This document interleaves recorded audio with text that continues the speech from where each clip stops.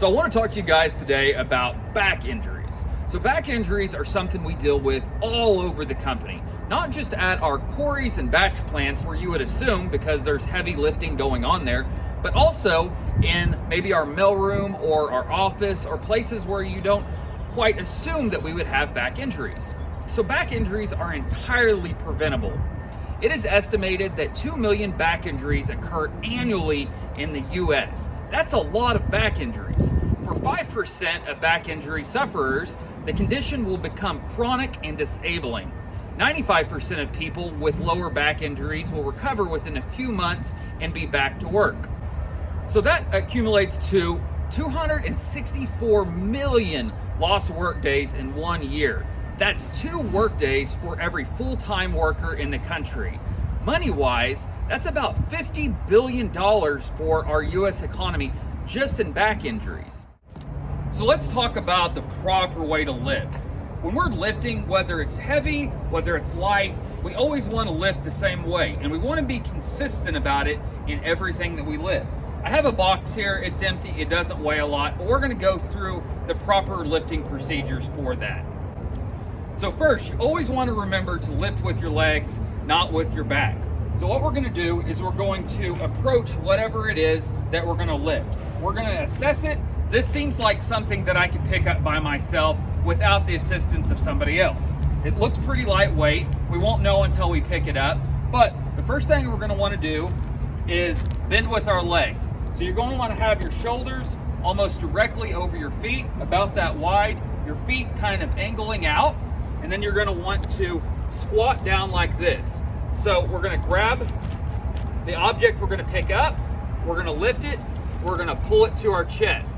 This creates the center of gravity closer to our back, so we're not putting extra strain on our back. Now we will lift up with our legs and we can proceed forward like this. We don't want to twist. If we have to turn, we want to move our feet like so.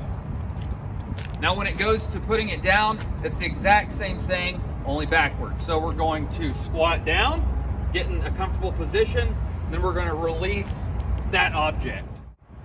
So not everything can be lifted by yourself. Sometimes you might need a little help when lifting it, and we call that the buddy lift.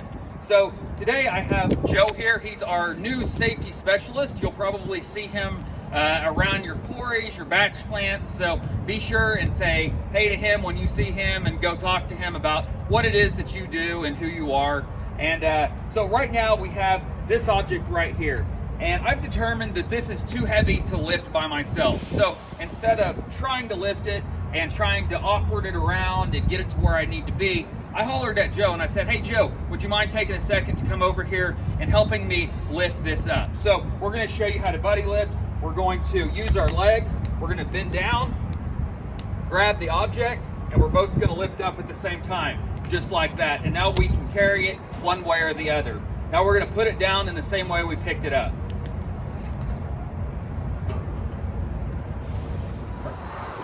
So when it comes to lifting mixer chutes, it's a little bit of the same thing. You're not quite bending over and having to pick up with your knees, but you are having to keep your back straight and not twist.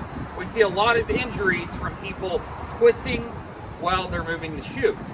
Now I also want to remind you, if you're picking up a mixer chute and you're walking around the job site, you're probably not walking on concrete like I am now.